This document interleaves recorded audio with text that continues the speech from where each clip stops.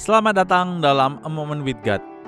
Kiranya setiap kita menikmati momen indah bersama Tuhan melalui firman-Nya yang membawa kita mengalami sukacita dan pengharapan di dalam Kristus Yesus. Let us take a moment with God.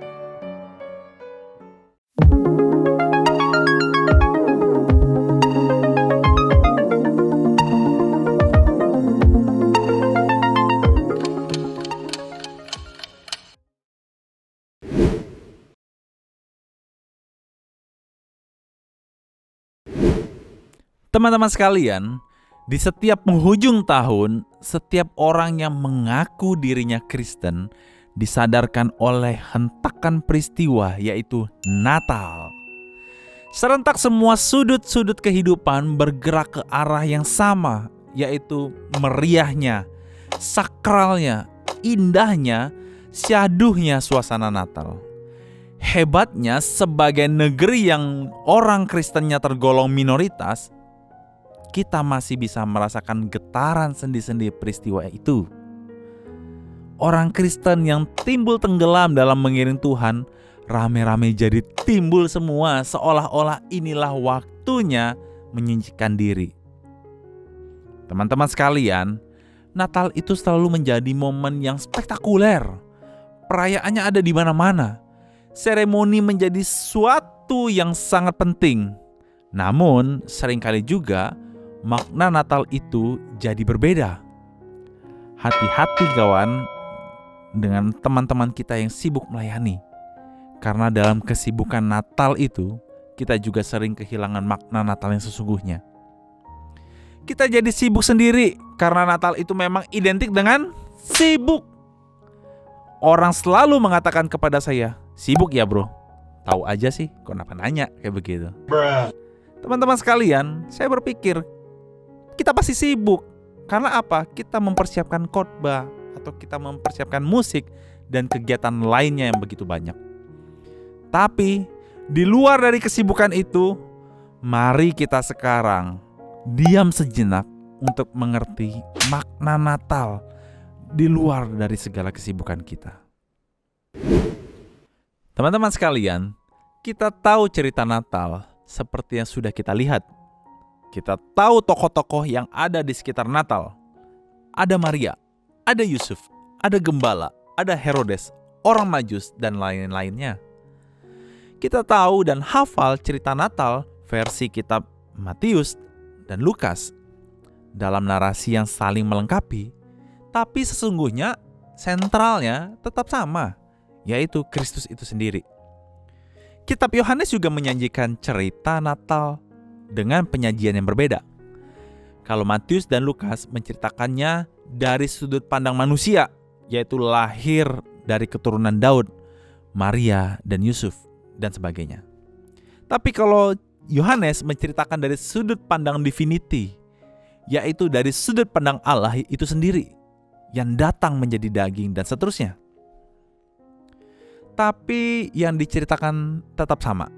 Sentralnya tetap sama, yaitu Kristus itu sendiri yang datang ke dalam dunia. Pada waktu Allah menjadi manusia di dalam diri Yesus, maka gambaran tentang Allah, pencipta yang sangat mengagumkan itu menjadi terasa begitu dekat. Dan ia digambarkan sebagai seorang yang rendah hati, bisa didekati, berpenampilan sangat sederhana, dan ia berani menyatakan keadilan. Mari kita belajar karakter Allah. Yang pertama, rendah hati. Sebelum Yesus, hampir tidak ada penulis agama yang mengungkapkan dan menggunakan kata rendah hati ini sebagai suatu bentuk pujian. Tetapi kelahiran Yesus menunjukkan sekali lagi tentang Allah yang rendah, yang menurut istilah Paulus, ia mengosongkan dirinya. Ia mengambil rupa sebagai seorang hamba. Kalau dikatakan dan diteriakan oleh agama-agama besar di dunia ini, Allah Maha Besar, itu sesungguhnya semua manusia di dunia juga sudah tahu. Tetapi bahwa Allah itu yang sederhana, sebuah kebenaran yang diajarkan Yesus kepada manusia, tidak semua orang mengetahui dan memahaminya. Yang kedua, Allah bisa didekati. Sebelum Yesus, manusia menghadapi Allah dengan rasa takut. Orang-orang Israel tidak berani menyebut kata Allah. Terlalu sakral kata itu disebutkan. Akhirnya bagaimana mereka menyebut Allah itu? Dia memakai kata YHWH tanpa konsonan supaya tidak bisa dibaca. Berbagai kepercayaan atau agama menggambarkan Allah sebagai demikian, menakutkan dan seolah tidak bisa didekati dengan rasa nyaman. Dipelihara bagaimanapun tetap tidak bisa mengerti bahwa Allah mengasihi mereka. Allah yang adalah pencipta mengambil bentuk ciptaan supaya bisa didekati dan dimengerti. Maka dikatakan firman itu menjadi daging. Selanjutnya, penampilannya sangat sederhana. Hal ini menggambarkan walaupun dunia mungkin lebih mementingkan mereka yang kaya atau yang berkuasa, tetapi Allah tidak demikian. Karena Ia lebih mementingkan mereka yang hidup sangat sederhana. Sepanjang hidupnya, Ia sangat dekat sekali dengan orang-orang yang miskin, tanpa kekuasaan, berdosa, dan orang-orang sakit. Dan Allah di dalam diri Yesus menyatakan demikian, lahir di bumi tanpa kekuasaan atau kekayaan, tanpa hak istimewa, tanpa keadilan. Bahkan itu disebut oleh Paulus dengan istilah ia mengambil rupa seorang hamba. Begitu pula yang Maria katakan, sesungguhnya aku ini adalah hamba Tuhan. Tidak banyak orang Kristen yang mengerti betul bahwa hidupnya yang utama adalah memenuhi panggilan Tuhan dalam hidupnya. Teman-teman sekalian, menjadi seorang hamba itu berarti kehidupan yang bukan untuk diri sendiri, tapi menjadi tangan-tangan yang berbuat banyak bagi orang lain. Itu berarti kita yang hadir datang ke gereja hanya untuk duduk dan melihat dan mendengar tentang Natal dan menilai apakah acara Natal itu baik atau tidak. Marilah kita mengintrospeksi diri kembali. Kita seharusnya tidak melakukan demikian. Setiap orang percaya harus memberi dirinya untuk memenuhi panggilan Tuhan atas diri dan hidupnya.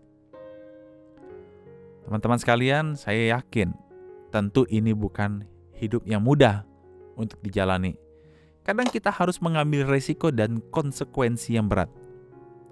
Ini sama sekali tidak mudah menjalankan hidup memenuhi panggilan Tuhan. Itu sebabnya janji Tuhan Yesus untuk murid-muridnya yang Dia utus untuk memberitakan Injil adalah, ketahuilah, aku menyertai kamu senantiasa sampai kepada akhir zaman. Teman-teman, Tuhan tidak menjanjikan kemudahan dan kelancaran, tapi Tuhan menjanjikan penyertaan. Tuhan Yesus menyertai murid-muridnya sampai akhir zaman. Teman-teman sekalian, memang itulah sebutan yang diberikan kepada bayi Yesus, Immanuel, God with us.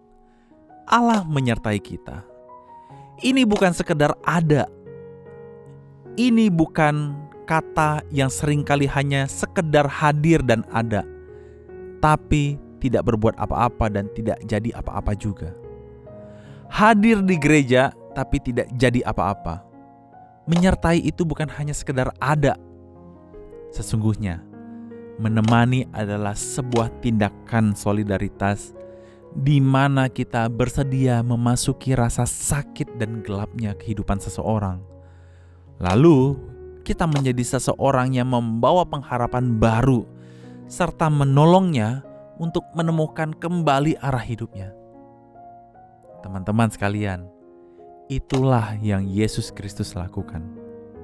Ketika Ia menemani kita yang sulit, yang egois, yang rapuh, yang penuh dengan kegelapan, Dia masuk ke dalam hidup kita yang seperti itu.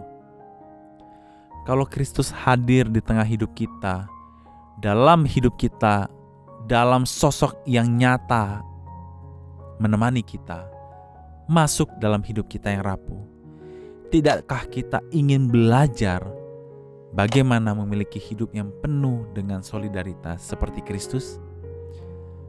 Mari kita bersedia hadir, berbagi dan menemani seseorang, mungkin keluarga ataupun saudara kita.